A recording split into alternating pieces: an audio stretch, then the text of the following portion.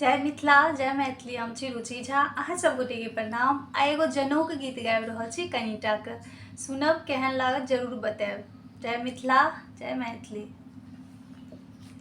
एले शुभ घड़ी शुभ दिन हे सखिया,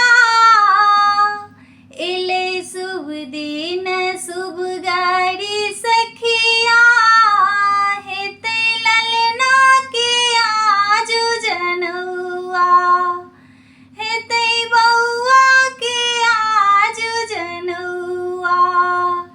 एले शुभ घड़ी शुभ दिन हे सखिया, एले शुभ दिन शुभ घड़ी सखिया, हेते बौआ के आजू जनौआ, हेते ललना के आजू जनौआ। सखी मरबा पर बौआ बैसल छथि कोना, सखी मरबा पर बौआ बैसल छथि कोना, लागे अनुमान राम लखन छथि जेना, लागे अनुमान राम लखन छथि जेना। चैन घुरमाल के सिया, हेतन बौआ के आजू जनौआ। चैन घुरमाल के सिया, हेते ललना के आजू जनौआ। एले शुभ दिन शुभ घड़ी सखिया, हेते ललना के आजू जनौआ।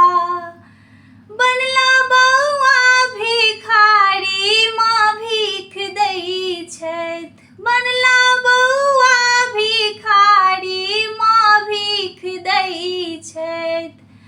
अपन बबुआ के रही रही आशीष लै छथि, अपन बबुआ के रही रही आशीष दै छथि।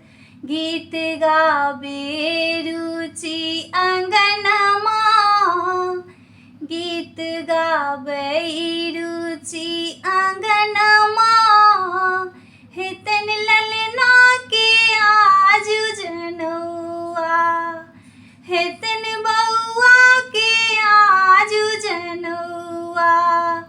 एले शुभ दिन शुभ घड़ी सखिया, एले शुभ दिन शुभ घड़ी सखिया, हेते ललना के आजू जनौआ, हेतन बौआ के आजू जनौआ। केहन लागल जरूर बताएब।